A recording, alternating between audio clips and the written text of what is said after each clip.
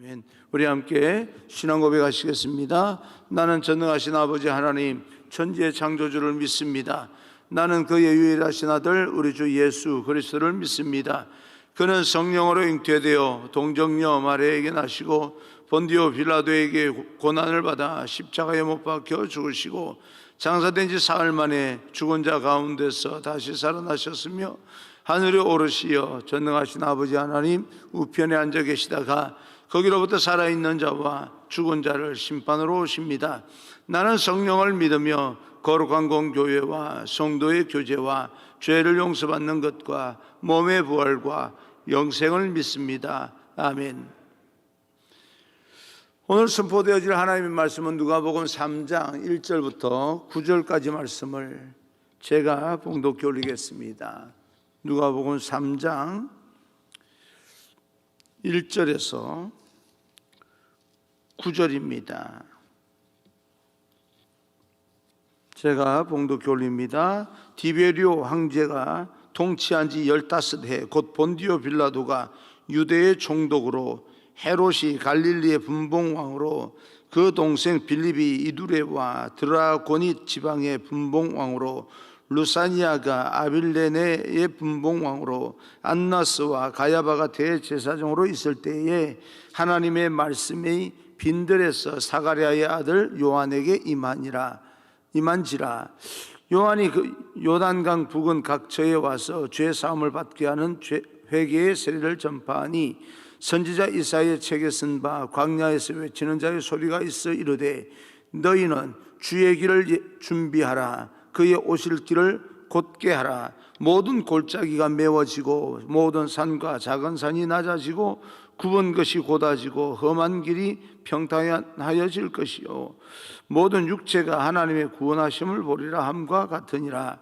요한이 세례를 받으러 나아오는 무리에게 이르되 독사의 자식들아 누가 너희에게 일러 장차 올 진노를 피하라 하더냐. 그러므로 회개에 합당한 열매를 맺고 속으로 아브라함이 우리 조상이라 말하지 말라. 내가 너희에게 이르노니 하나님이 능히 이 돌들로도 아브라함의 자손이 되게 하시리라. 이미 도끼가 나무 뿌리에 놓였으니 좋은 열매 맺지 아니하는 나무마다 찍혀 불에 던져지리라. 아멘. 우리 앞뒤 좌우 마음으로 또 눈으로 이렇게 인사하겠습니다. 축복합니다. 성령 충만하십시오. 인사합니다. 축복합니다. 성령 충만하십시오. 오늘은 회개의 세례, 회개의 열매라고 하는 제목으로 여러분과 함께 하나님 주신 음성을 듣겠습니다. 하나님은 말씀하여 주시는 분입니다.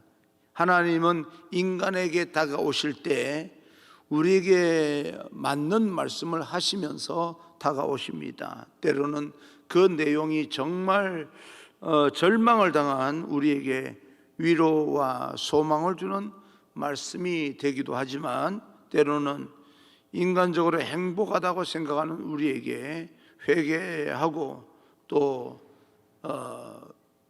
회개에 합당한 열매를 맺으라고 촉구하는 그런 말씀도 있습니다.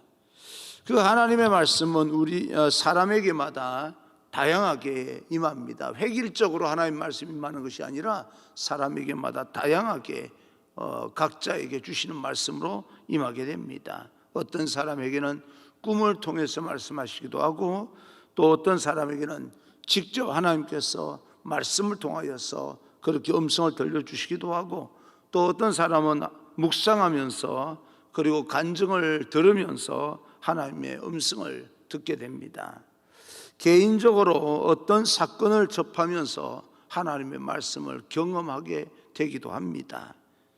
이것과 동시에 중요한 것은 언제 하나님의 말씀이 임하는가라고 하는 것인데요. 여러분 마지막으로 하나님의 음성을 받았을 때가 언제이십니까? 내가 하나님의 음성을 들었어 라고 하는 이것이 하나님의 음성이야 라고 할 때가 언제였습니까? 지금 이때일 수도 있고 어제일 수도 있고 오래전에 들었을 수도 있습니다. 우리는 언제 하나님의 말씀이 임하는가? 오늘 성경 말씀을 통하여서 다시 한번 살펴볼 필요가 있습니다. 2절입니다. 2절 안나스와 가야바 대제사장으로 있을 때에 하나님의 말씀이 빈들에서 사가랴의 아들 요한에게 임한지라. 하나님의 말씀이 빈들에서 임했다. 광야입니다. 아무것도 있지 않은 광야에서 하나님의 말씀이 임했다. 여러분, 모세에게도 하나님의 말씀이 왕궁보다 미디안 광야에 있을 때 하나님의 말씀이 임합니다. 물론 왕궁에서도 하나님의 말씀을 들을 때가 있습니다. 그러나 그때는 대개 왕궁이라고 하는 그런 어떤 장소에서 하나님의 말씀을 들을 때는 하나님의 심판의 메시지가 참 쉽습니다.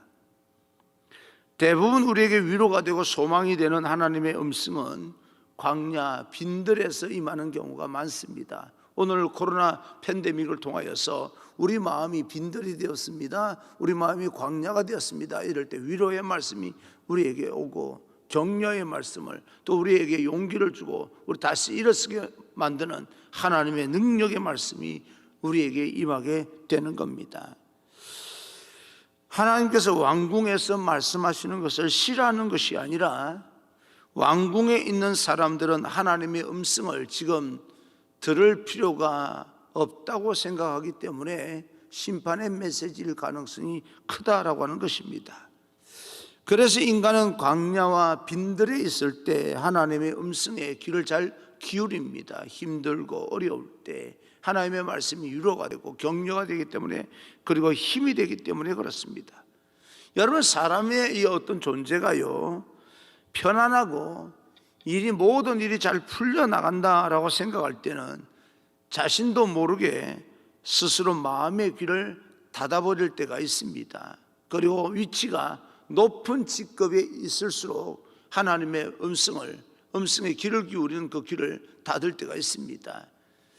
사람이 이렇게 교만해지면 주변 사람들이 지금 우리는 이렇게 해야 살아남습니다 라고 하는 말을 듣기가 거북스러워하고 부담스러워하고 싫은 소리를 그렇게 듣기 좋아하는 사람이 없습니다.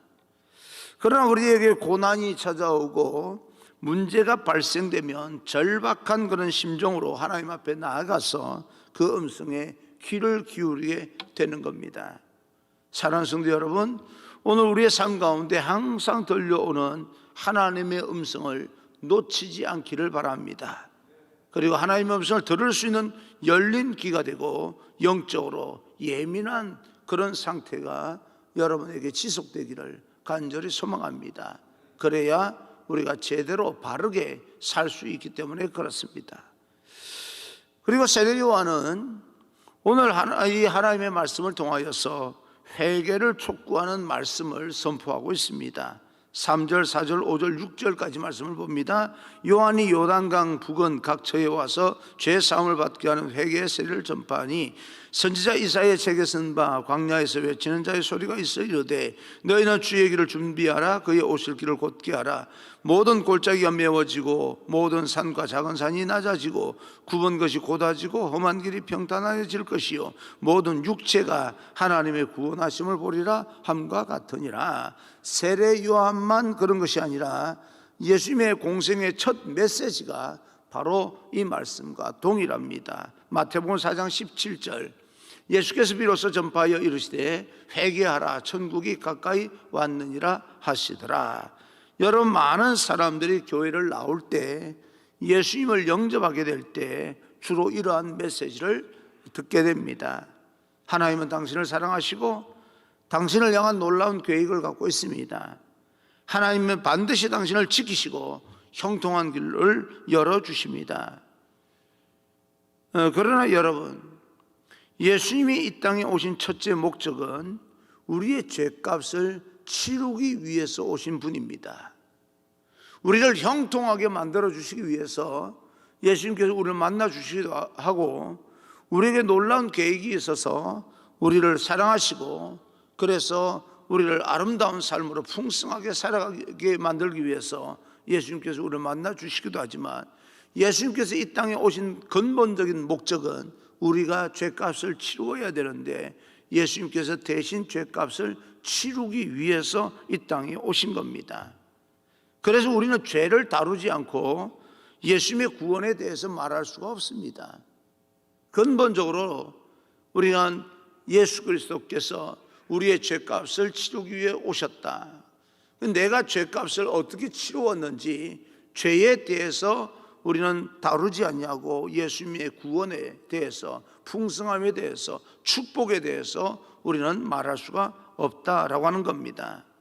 십자가를 말하지 않고서는 어떤 이야기도 기쁜 소식이 될 수가 없습니다.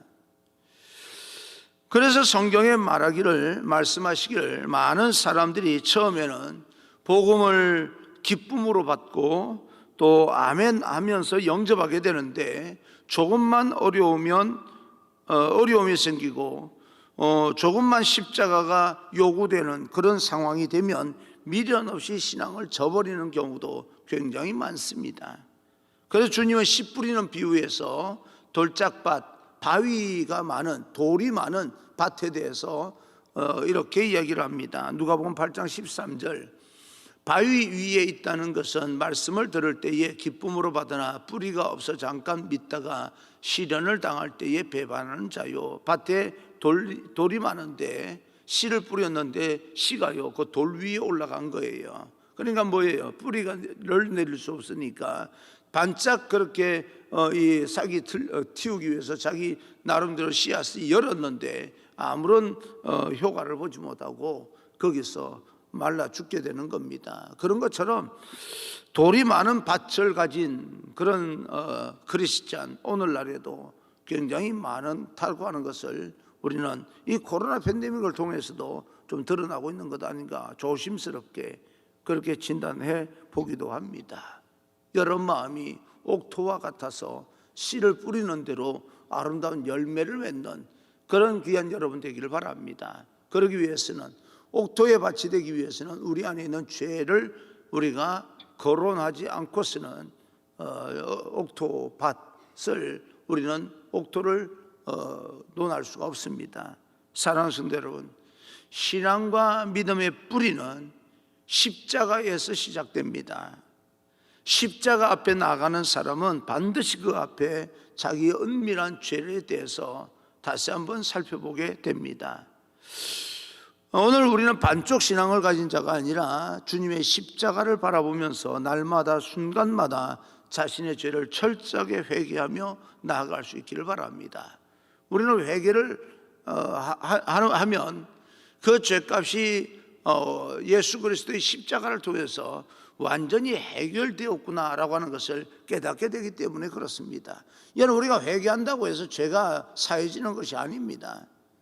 우리는 그 어떤 것으로도 우리 죄를 제거할 수가 없습니다. 내가 잘못했습니다라고 한다고 해서 죄가 해결되고, 내가 하나님 앞에 절박하면 처절한 마음으로 몸부림친다고 해서 내 죄가 없어지고 그런 거 아닙니다. 그러나 우리가 그렇게 회개하게 될 때 예수님께서 십자가 위에서 나의 죄를 해결했다는 사실을 깨닫게 되는 겁니다. 여러분의 모든 죄는 이미 예수님께서 해결해 주셨습니다. 그런데 그 해결해 주셨다는 것을 우리는 고백하기 위해서 회개하게 되는 겁니다. 매일 기도할 때마다 죄를 회개하고 용서를 구하며 나아가는 정결한 신앙이 되기를 주님 이름으로 축원합니다. 하나님께서 오늘 성경을 통해서 주시는 또 다른 메시지는 가족이나 친척의 믿음을 의지하지 말라는 이야기입니다. 세례요한은 세례를 외치고는 회개에 합당한 열매를 맺으라, 은사를 가져라라고 하는 것이 아니라 열매를 맺으라라고 이야기를 합니다. 7절 8절입니다. 요한이 세례를 받으러 나오는 무리에게 이르되 독사의 자식들아, 누가 너희에게 일러 장차 올 진노를 피하라 하느냐? 그러므로 회개에 합당한 열매를 맺고 속으로 아브라함이 우리 조상이라 말하지 말라. 내가 너희에게 이르노니 하나님이 능히 이 돌들로 아브라함의 자손이 되게 하시니라. 여러분, 아브라함은 믿음의 조상이고 믿음으로 의롭게 된 사람입니다. 그래서 모든 유대인들의 후손들은요, 그들이 아브라함이 우리의 믿음의 조상이라고 하는 사실을 믿고 의지하면서 우리는 아브라함의 후손이기 때문에, 아브라함의 자손이기 때문에, 혈통으로 아브라함의 직계 자손이기 때문에 우리는 아브라함과 마찬가지로 의롭게 되었고 자동으로 구원을 얻게 된다, 자랑스럽게 생각하고 있었던 겁니다. 이러한 그들에게 세례를 받으러 나온 그들에게 직격탄을 날립니다. 독사의 자식들아, 왜 진노를 피하려고 이곳까지 나왔느냐? 너희들은 속으로 항상 아브라함이 우리의 조상이란 말하면서 아브라함의 믿음과 아브라함의 신앙 때문에 우리는 구원을 받는다라고 어떤 선택된 민족의 착각 속에서 살지만, 너희들의 삶에는 회개에 합당한 열매가 없기 때문에 반드시 멸망하게 된다. 그러니 회개에 합당한 열매를 맺으라 라고 이야기합니다. 우리가 성전에 나와서 예배드릴 때 우리는 은사를 많이 이야기를 합니다. 여러 가지 은사가 있지요. 대표적인 성령의 은사는 방언과 통변과 예언과 지식의 말씀과 지혜의 말씀과 예언과 이 영분별과 그다음 이적 행하는 은사와 신유의 은사와 믿음의 은사, 이렇게 구분이 됩니다. 그런데 그런 어떤 그 은사를 받으면 굉장히 사람들이 부러워할 수도 있어요. 그래서 나는 이런 은사를 받았기 때문에 하나님께 특별히 나를 사랑한다라고 생각할 수도 있습니다. 믿음의 확신도 구체적으로 더 가지게 됩니다. 그런데요, 그런 하나님께서 은사를 주신 그 은사를 가지고 삶의 열매를 맺지 못하면 그 은사는 여러분에게 오히려 독이 됩니다. 사람들의 부러움을 받는 것만 가지고 여러분이 믿음이 좋다고 스스로 생각하시면 안 됩니다. 내가 하나님께로부터 은사를 많이 받았다면 그만큼 교회 공동체 안에서, 이 땅에서 사명이 그만큼 책임감이 크다는 이야기입니다. 영적인 책임감이 말입니다. 그래서 우리는 그 하나님의 은사, 선물을 가지고 우리는 신앙의 인격의 열매를 맺어야 됩니다. 사랑과 희락과 화평과 오래 참을 자비 양성 충성 온유 절제, 이런 열매를 맺어야 되는 겁니다. 나는 여러분 신앙의 인격이 성령의 은사로 말미암아 날마다 더 깊어지고 날마다 더 넓어질 수 있는 그런 우리 모두가 되어지기를 간절히 소망합니다. 여러분, 오늘날에도 우리 많은 그리스도인들이요, 바로 이 유대인처럼 신앙생활하는 사람들이 참 많이 있습니다. 부모의 신앙이나 부모들의 신앙을 통하여서 자신들도 덩달아서 대충 믿고 묻어가려고 하는 사람이 있습니다. 나는 모태신앙이니까 우리 엄마가 목사야, 우리 아빠가 목사야, 그리고 우리 아빠가 장로야, 우리 아빠가 권사님이야, 뭐 이런 어떤 신분을 가지고, 교회의 어떤 직분을 가지고 나는 이렇게 좋은 환경에서 살고 있으니까 당연히 너하고는 구별되게, 성별되게 나는 구원받는 거야 라고 하는 생각을 하면 안 된다는 겁니다. 그렇게 그 가정이 모태신앙이면 모태신앙인 만큼이나 아름다운 합당한 열매를 맺어야 됩니다. 그것이 빛과 소금의 삶을 살아라 라고 하는 예수님의 명령과도 일치합니다. 믿는 가정에서 태어났다고 하는 것은 자기도 구원을 받았다라고 하는 그런 확신을 가지고 살 수도 있습니다. 그러나 스스로가 내가 예수님 믿습니다 라고 고백하지 않는 한, 그런 어떤 고백이 없는, 내가 예수님을 믿는다고 예수님을 만나지 않는 그런 어떤 신앙은 거짓일 수 있습니다. 거품일 수 있어요. 그래서 내가 하나님 앞에 고백해야 됩니다. 나 예수님 믿습니다. 나는 하나님의 자녀입니다 라고 분명히 고백해야 됩니다. 유아 세례 받았다고 구원이 자동적으로 임하여서 내가 이 땅에서 어떤 식으로 하더라도 구원을 받는다, 천국 간다, 천만에요. 그렇지 않습니다. 그러나 모태신앙과 이 유아 세례 받은 사람의 유리함도 있습니다. 어떤 유리함입니까? 가정 배경이 믿음의 가정이기 때문에 내가 혹시 헛나가더라도 돌아올 가능성이 다른 사람보다 훨씬 크다라고 하는 유리함은 있습니다. 그런 유리하다는 것은 뭐예요? 신앙이 아닙니다. 내가 가지고 있는 조건이 유리하다고 해서 신앙이 좋은 것만은 아닙니다. 어떤 사람은 정말 좋은 그런 영적인 그런 어떤 은혜가 충만한 교회를 다닌다고 영적으로 깨어있는 사람이다, 그렇게 말할 수가 없습니다. 교회가 영적이라고 해서 그 구성원 모두가 영적인 사람이다, 그렇게 볼 수가 없습니다. 그 자기가 영적인 사람이 되어야 됩니다. 직분을 받았기 때문에, 내가 봉사를 열심히 했기 때문에, 다른 사람보다 더 많은 헌금을 했기 때문에 구원받는 것이 아니냐라고 생각할 수도 있습니다. 그러나 그렇지 않습니다.